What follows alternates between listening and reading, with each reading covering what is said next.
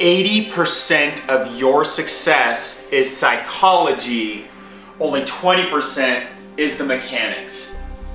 In fact, there's a whole bunch of self-made millionaires I know that'll say 95% is the psychology, 5% is your skills, talents, abilities, doing the actual work. This is going to be one of the shortest videos I've ever shot. I am going to give you some concrete examples, so this isn't just like some, oh, think positively. There's a gentleman I know, extremely intelligent, and they're always just talking about this is a logical process. Step A goes to B, goes to C, goes to D.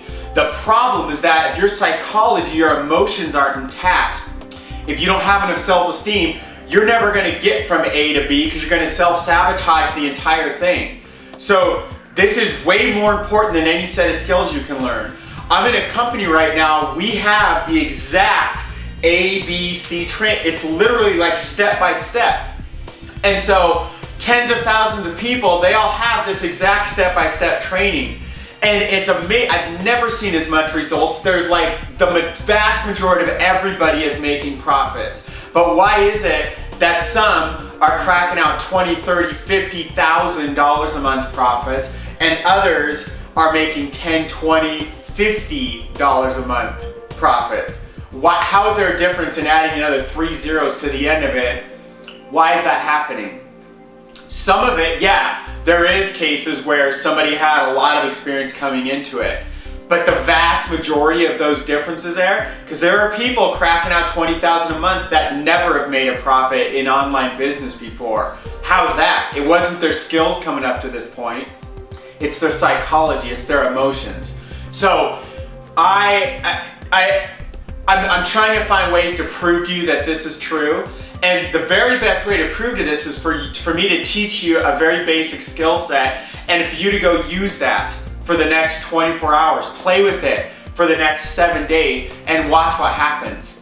And so that's what we're gonna focus on. I told you this is gonna be one of my shortest videos because I could just sit here going off for the longest period of time. I could talk about deep inside your nervous system and the cells, the connections in your brain, all the way down to the very myelin in your brain, what's actually happening when you do what I'm about to tell you to do. But we're not gonna go into those details, and I'm not gonna sit here talking just high-level concepts. I'm gonna give you some nuts and bolts things to do right now. I want you to begin to do this right now over the next day. Now, I'll give you a twist to this, but actually, hold on, let me write this down so I don't forget this. And I don't care if you can read that, that's a note for me so I don't forget a spin on this that some of you might want to do. So here's the deal. Thoughts are things. I teach this to my kids, I say it 1,000,000 times a day. You could go ask my kids, hey, thoughts, and like fill in the blank and they will tell you thoughts are things. So what comes down to your psychology, guys, is these thoughts you're thinking all day long. And so I want you to become aware of what they are. So for example, there's someone in the group that they're looking for an item to be profitable, to go list on Amazon or eBay. And let's take someone in that kind of a process. If you're looking for an item to be profitable, let's say the first item you find isn't profitable. How do you get past to go find the next item? Or how many items do you go through before you quit and say, this doesn't work, or this isn't gonna work for me? Why is it working for thousands of other people? Why? There's something happening in your process where you're breaking it. Maybe it's that somebody else, they're looking at like a certain category of items and all of a sudden they're like, this category stinks, and they throw it away and they just randomly, they look out the window, they see a tree, they see a green tree leaf, so now they're gonna go look at green leaf. And now they start, whatever green leaf leads them to, they just open up a brand new thing. Maybe it's that, let's say you're down way deep inside, let's say you started off going down like outdoor and camping supplies, and you get way down and you're looking at like cooking utensils for camping. Let's say you're just looking in this you keep looking at these cooking utensils, and let's say that's just a horrible place. Maybe instead of just looking way out and just jumping all around, Maybe your strategy is to back up a step. So what's the next step above that? It would be like camping, cooking stuff. And let's say you're looking around there and it's not too good still. Step up again, camping. Step up again, outdoor stuff. Step up again, sports equipment.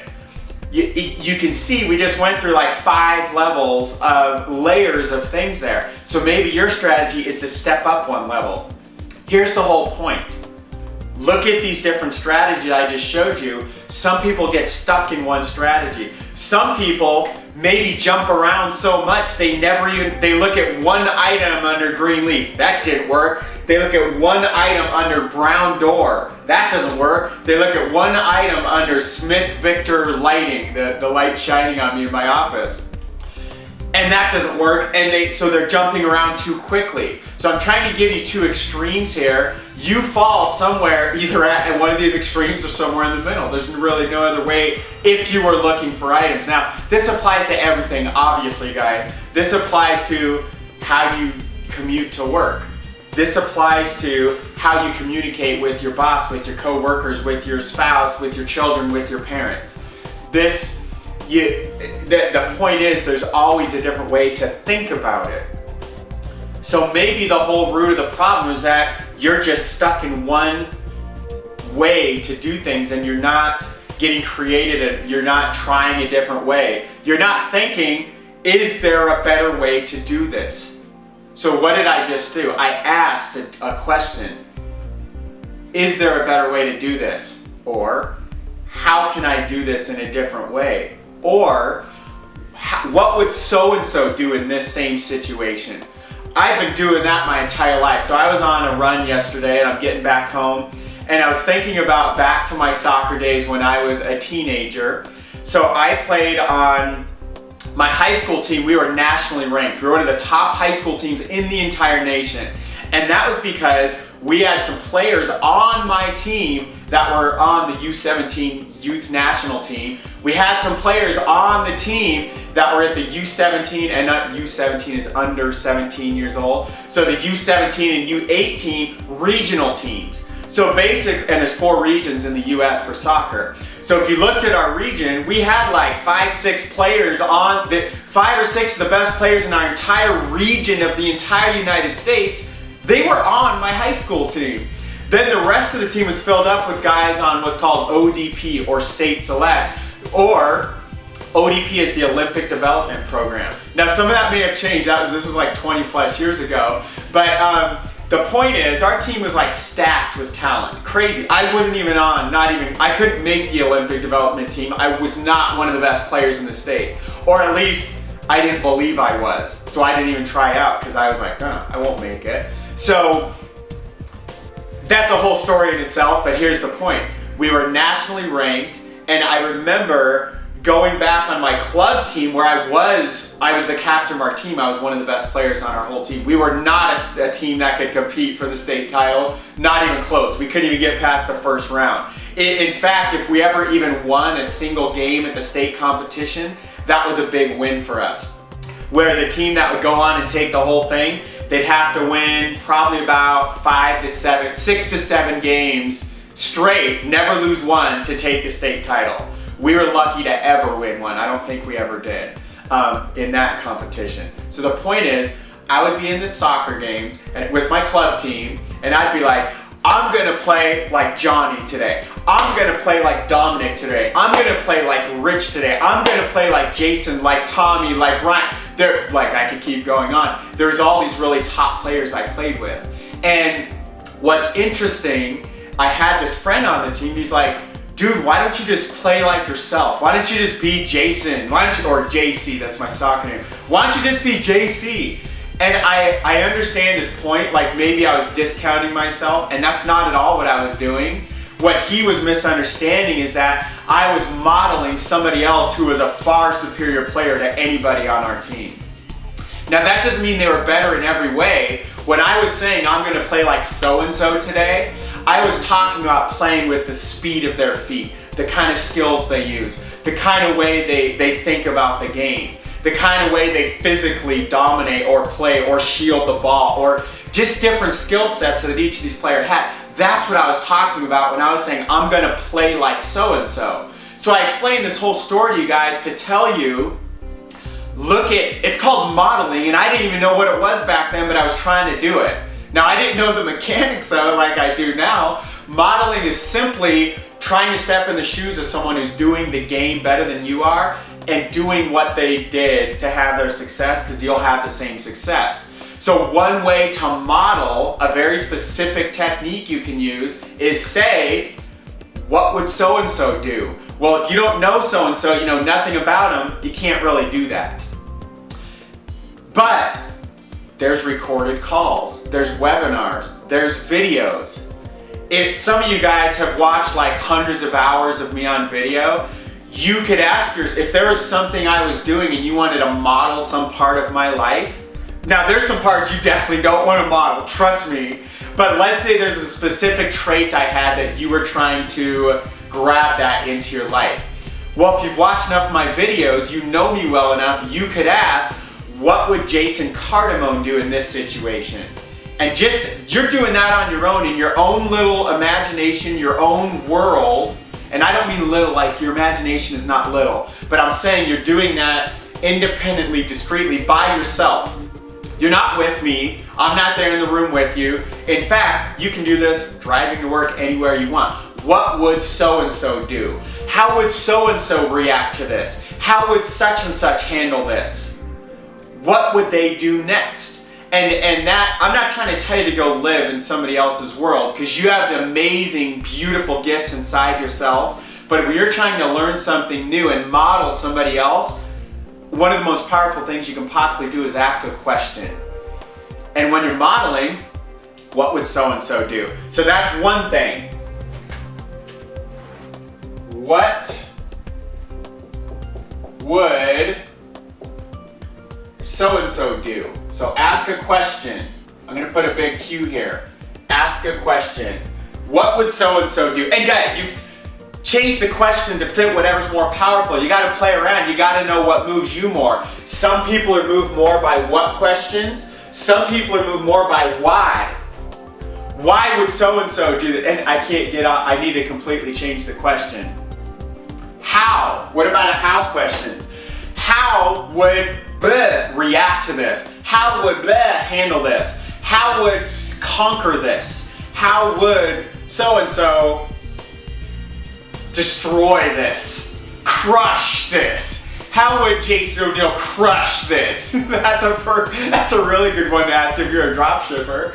So these are all questions here. And so that's one powerful thing I want one technique I wanted to teach you guys. The other one was really around your thoughts. All I'm doing, when you guys ask yourself a question, what you're doing is getting your brain to focus. So you have a thinker and a prover inside of your brain, and I'm not going deep into what all this means or anything. All you really need to understand is you have a thinker, you have a prover.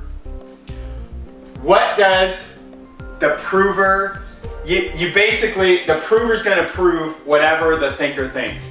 This is the part of your brain you do not control, that actually controls and runs your entire life, but you program this prover by what you think. So basically you're now this computer programmer.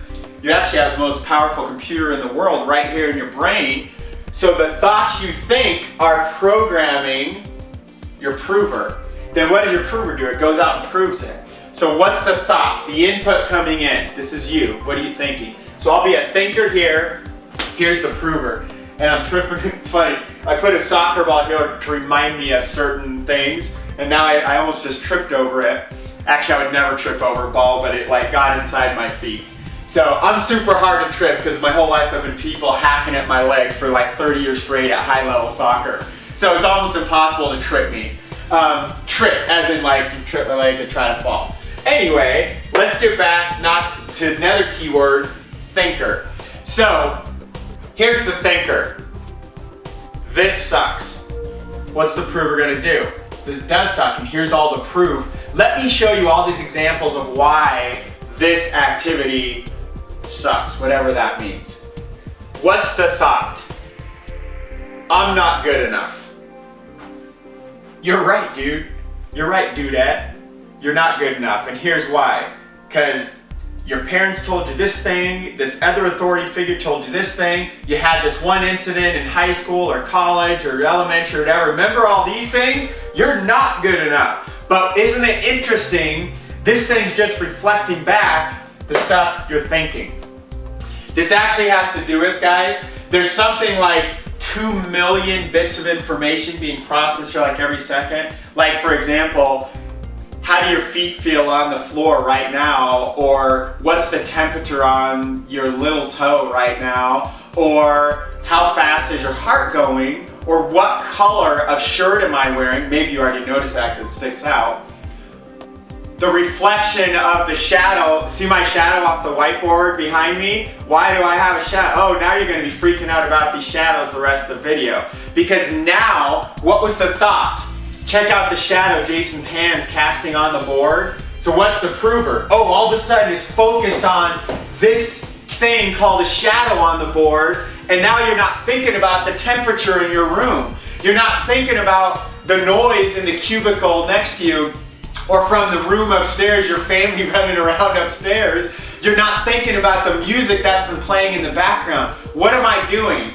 Everything I just did was controlling your thoughts, and your prover is proving all that stuff actually still exists when you weren't even realizing it's actually there right there. You control everything by your thoughts. Your prover just proves it all. I took a class in college, Psychology 101. I wished I blew away the bell curve. There was actually psych students in there, and I didn't even know what psychology was. It was one of my general studies, and I got like 125% grade, like in the class. You know, an A is like 100% at the end of the whole semester. I got like 125% because he always had these extra credit things. And I just loved that class to death. One of the things he was teaching us is, what is reality? If I look over there and see that door closed, but what if another person actually believes they see it, they think they see that door is open, you're not gonna prove to them otherwise no matter what. So, who knows? So how do we really figure out if the door is closed or open? What I do, I would ask like 50 people. Uh-oh, what if 49 of the people are all clinically insane? They're gonna be seeing all kinds of things. Who knows what they'd be seeing? Who knows what kind of hallucinations they're living in? Or maybe that's reality and the other 100 sane people, who knows? What the heck is insanity or sane? All I know is that your thoughts create what your prover's gonna prove to you, and it uses your senses, your memories, and your nervous system, and all these crazy things. So here's the whole point. You have to control your thoughts, and I want you to become aware of the thoughts you're thinking. I do this all the time. I have messed up thoughts all the time. I have powerful thoughts all the time. I will tell you, I have a lot more powerful thoughts in these past 8 years than I've ever had in my whole life. And here's why. I want to show you guys. I've actually never done this, guys. I know I said this would be a short video, and it's not going to be much longer, but I'm going to take you guys on a little journey real quick here. So here's outside my office here. I'm going to actually take you on a real quick journey. Now you can't really look out here because it's kind of a mess, but I want to show you guys. So here's my office we just walked out of. And here, so this is all cluttered. Here's where our soon-to-be big old screen TV, and I'm standing in our entertainment room. But here's what I want you guys to pay attention to. Are my brand new built-in bookshelves, and there's actually stuff even in these cabinets down here. But I want you guys to look at this stuff on the shelf here. This is why over the last 8 years that my thoughts are so much better. Because what's happened? I've poured positive thoughts into my brain. These are success magazines. These are a bunch of internet marketing courses.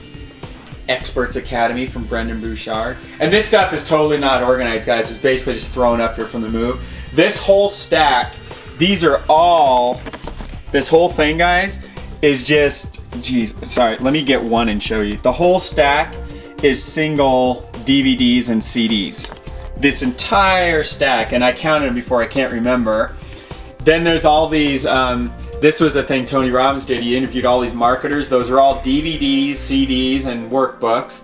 Here's a bunch of CDs, audios. There's a bunch of awesome books. Here's some more CDs, audios, CDs. Sorry, CDs are audios. Audios and videos, guys. DVDs, CDs, and then a bunch of books. And there's a bunch of stuff missing here. But here's the whole point as we'll do a little mini tour. So here's looking outside, and then we can't quite see the mountains from my view here. So I've never showed anybody my home office here, and I'm in the middle of cleaning some stuff up. So actually, I'm excited because my office is actually relatively clean. It has a few little energy drainers I got to take care of right now. And hold on, I'm coming back on frame. Hold on a sec, guys. I'm just plugging a couple things in here. So one of the ways I've programmed my thoughts to be of a higher quality is to surround myself by people that, like, most of those books are written by self-made millionaires. Most of those courses were created by self-made millionaires. So as you go through enough, you get exposure, you surround yourself by people like those, and you can do, guys, I've actually met a lot of those people in person, shook their hand. I had Tony Robbins do this crazy thing, like, I'm not even gonna go into it, but I have actually touched Tony Robbins. Now get your mind out of the gutter, like shook his hand or he's done like things to me. I have touched Tony Robbins like 4 times. That's like crazy. That was my dream, just to meet him, look him in the eye and thank him one day. And within 30 days of that, we had 4 encounters. Physical, not even just watching them on stage and stuff like that. So anyway, that's really cool. And that sounds totally, get your minds out of the gutter. That's like, my prover is looking back on the thoughts, the words I just said, and now I'm getting these weird thoughts, and it's like, oh dude, we're just changing the whole subject right now. The point is, I've only met a dozen or so of those people. Now that's a lot, but I didn't need to meet any of them to gain most of the knowledge I've had.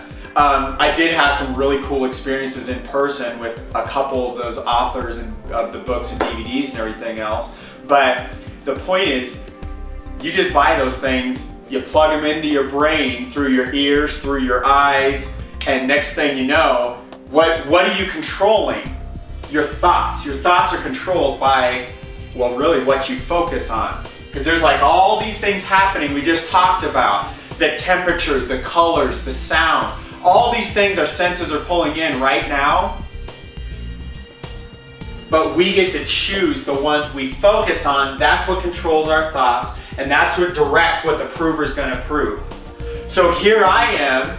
I'm in this new training right now. I'm creating a brand new 5-figure monthly stream of income. And I know, what are my thoughts?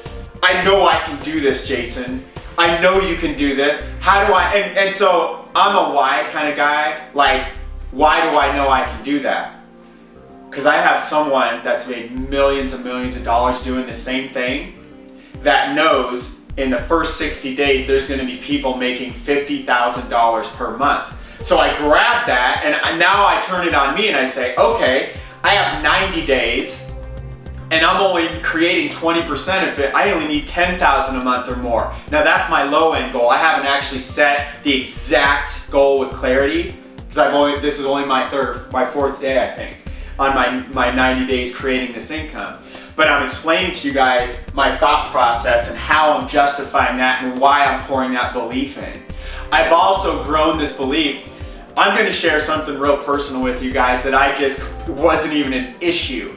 This last weekend, I just spoke to a crowd of like, it was somewhere around 1,700, 2,000 people or so.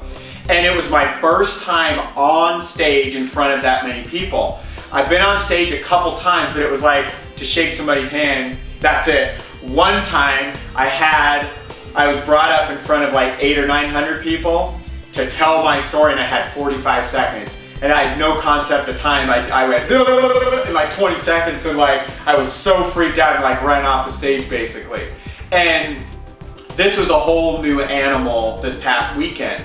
Now here's what's interesting. My self-image, my entire life, So I've been a soccer player, right? I've had a super high metabolism, still do, and I've always been concerned about what other people think about, especially my physical body, like I'm super skinny. And a lot of that comes from growing up was, you're too thin, you need to put some meat on your bones. Do you know how many times I heard authority figures say those two freaking sayings? And what were they doing? They're programming my self-image, because what were they doing? Directing my thoughts, and then the prover is like, you are, dude, look, you can only bench press 60% of your weight, 70%. I had to work my tail off to finally bench press my body weight, and that was a big day for me. That was a big obstacle, a big goal that I wanted to achieve, and I did that, and I was like, yeah, dude, what did that prove to me? That I'm not some like skinny, wimpy guy. I can actually bench press my body weight. What's funny is that I was 165 pounds when I did that. I was chugging all these protein shakes, and I was literally like gaining a lot of fatty deposits, like especially on my sides and stuff. It was hilarious. So yeah, my arms were getting bigger. They were completely, what I was doing, a lot of that weight was like actually, it was fat instead of lean muscle. Now I was gaining muscle too, because I was able to bench more and more, but it came along with eating a bunch of garbage foods. Because I was like, I just have to eat a lot of stuff. That's what, like, anyway, look at how all these thoughts are affecting things. So here's the point from last weekend. I get on stage, I'm wearing a shirt that's probably way smaller than this, so like my arms are obviously showing. I'm fully aware of that the whole weekend. I actually chose the shirt that I'm gonna wear there. One of my favorite shirts is this Adidas polo shirt, little fluorescent green Adidas here, blue shirt, like, it's like my favorite shirt. I just got it a few weeks ago. And I knew I was gonna be on stage, and by that day, I knew I was gonna speak that day, because I wasn't sure which day I was gonna speak last weekend. But both of my shirts were totally gonna be showing how skinny my arms were. You wanna know what happened when I was up on stage? That thought was not even, I don't even think the thought came once the entire time I was up there. You know when it did come? When I was watching my video, sitting at the airport, watching the video on my phone in that little screen, and it actually came to my mind for a second. And I was like, you know what it was? It actually wasn't even a negative thing. I looked at that thought I'd struggled with my entire life. And I'm sitting in the airport and I'm like, thank God I destroyed that limiting belief. And I don't even know exactly how I did that. I think part of it happened in this last 6 months working with a 4-time Olympian running coach. And I started to look at runners' bodies, and my body's starting to become like a runner should, and I guess it was like maybe in soccer I should have had a little more muscle mass, and I was always comparing myself to other people. That's a whole new video. You shouldn't do that stuff. I only learned that like 1.5 years, 2 years ago, to not compare myself to others. So I realized, the point is I destroyed this limiting belief. I got up on stage. It did not impact me negatively at all. I was not worried about how big my arms were. Especially, I just spoke after a guy that played like he almost went to play professional baseball. Baseball players have arms. And I even look, I'm like, dude, he's stacked. His whole upper body's awesome. I'll sprint with that guy all day long. Sprints, long distance, whatever. And so I have strengths. He has different strengths. If I ever want to increase my upper body, I'm gonna start like, dude, what do you do for weightlifting? What do you eat? Stuff like that. I'll model him. But the whole point is, guys, I started to change my thoughts about what my physical, not even self-image, I guess it's my self-image about my physical body. I started to change that, and I don't care anymore. I don't care what people think about my body anymore. I'll go out running with my shirt off. I don't care. I don't care who sees anything, says anything, whatever. I don't even care, because it has nothing to do with my life. It's not a thought I allow. I can't afford to care, because I can't allow that thought to come in, because then prover will start proving things. For example, this is completely proven in laboratories, guys.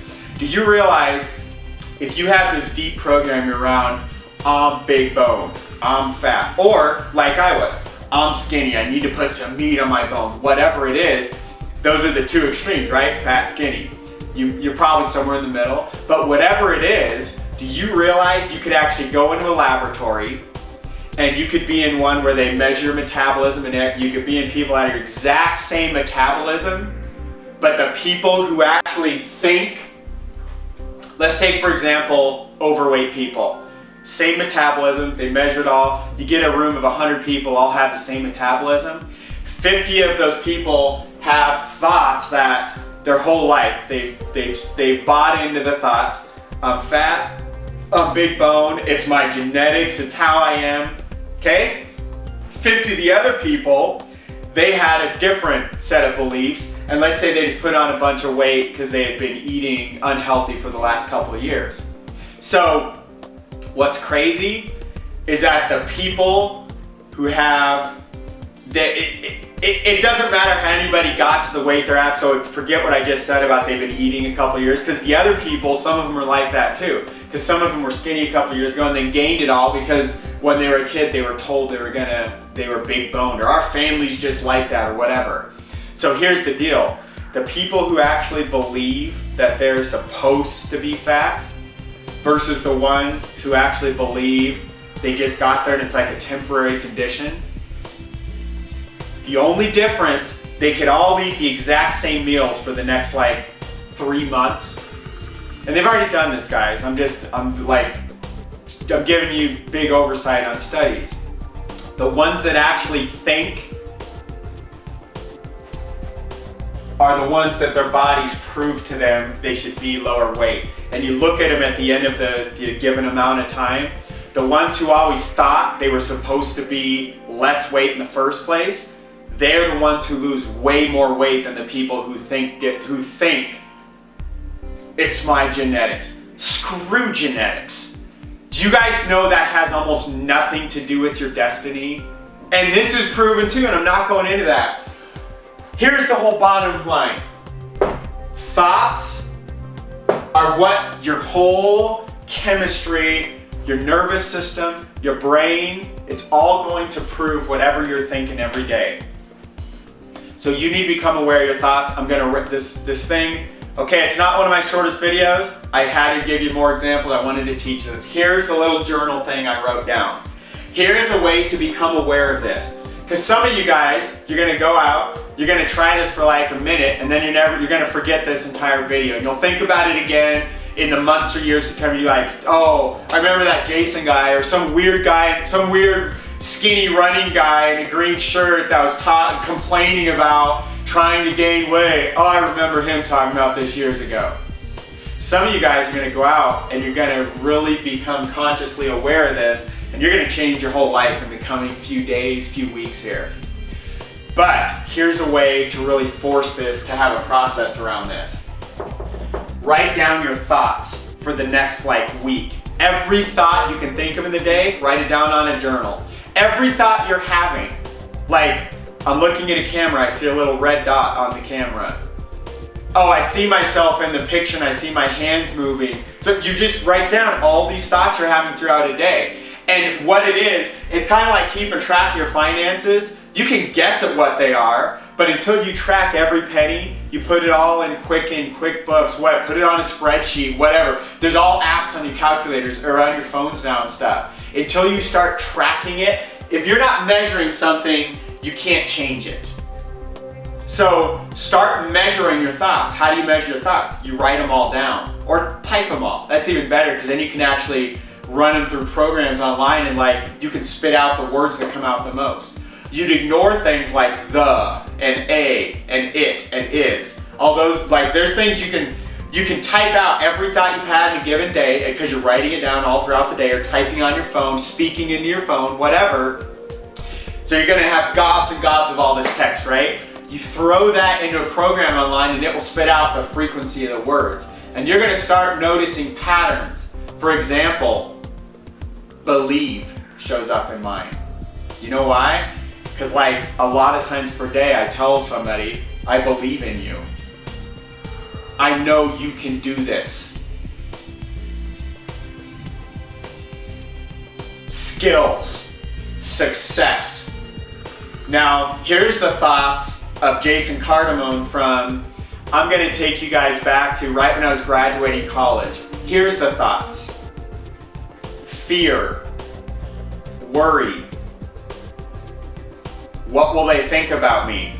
That phrase, that whole phrase would show up like 100 times a day. Way more than that, I'm sure.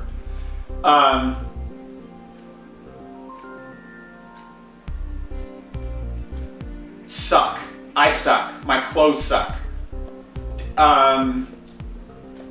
What else is right out of college? So I'm trying to step back into right how I was. And that's not, guys, I had some positive thoughts too. There was some good things, but that's right when I was starting to, I was just about to, little did I know, I was just about to read Think and Grow Rich within that next year.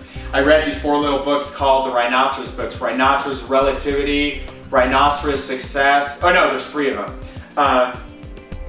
Those are books I remember sitting there at Lockheed Martin, my first job out of college, and we were waiting to get security clearances. We had nothing to do, so we're getting paid, and sitting there and I'm like reading these rhinoceros books, and they're talking about not being like the cows in the pasture. They're talking about the rhino in the forest charging down, being independent with 6-inch thick skin, that nothing can penetrate you, and your eye on the prize, and your eyes are facing forward, and you just drive, and that's all you can see is your goal going forward.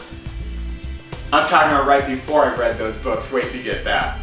So as I started to read those books, what are they doing? They're impacting my thoughts. And look at this, that was in 1998 and I still remember those. That was 16 years ago.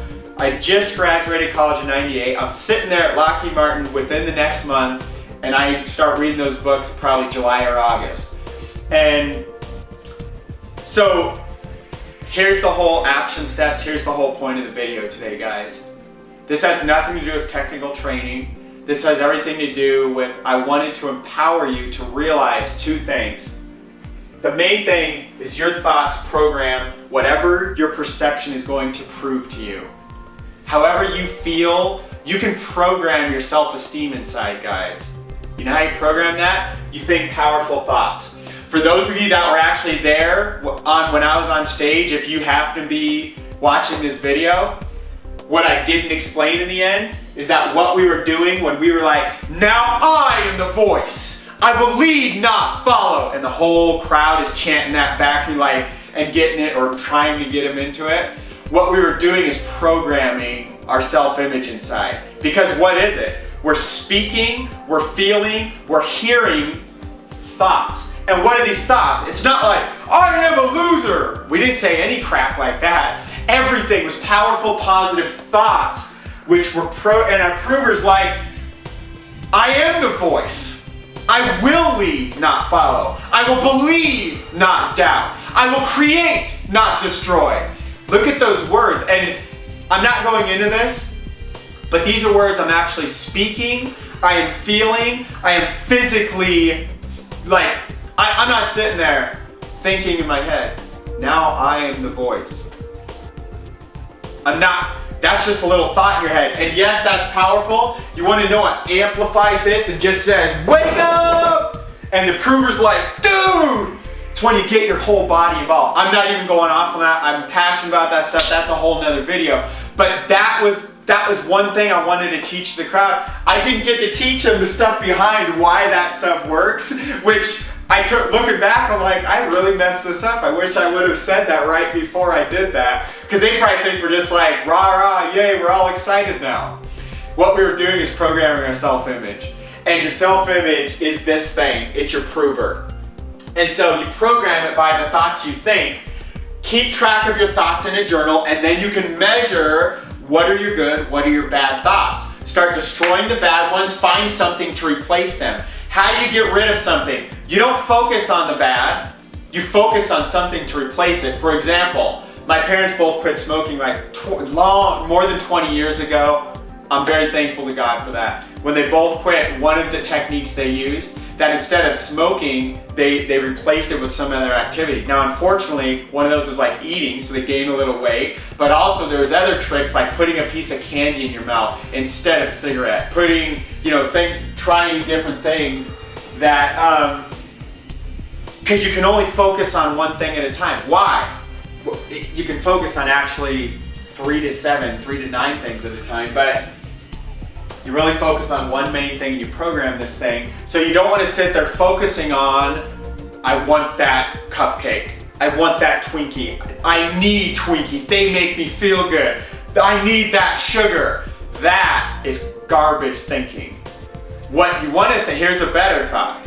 First of all, you want to start changing these, ask some questions around it, but here's better thoughts to immediately just replace it. Now you have to become aware of that, but as soon as you think that, say, I love oranges.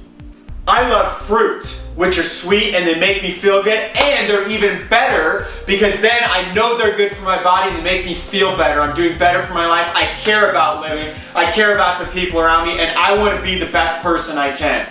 I love fruits. I love fruits. And you just completely replace the negative thought patterns that you're finding as you're starting to journal things. Ask questions. They're one of the most powerful ways to get your mind and your body like engaged. Ask questions, because what happens is your brain must think of a way to answer the question. And don't ask questions like, why am I such a loser? That's a horrible question, because your brain will work real hard to answer that question. It'll really think of a lot of things, and then the prove will prove it all and you're done. It's this like non-ending spiral. You get to change that by asking a more powerful question.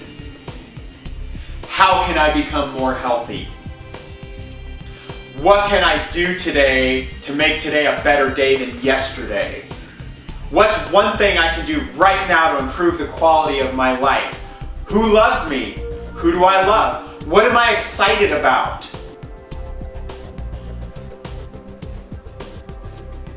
How can I create an extra 5-figure monthly income in the next 90 days?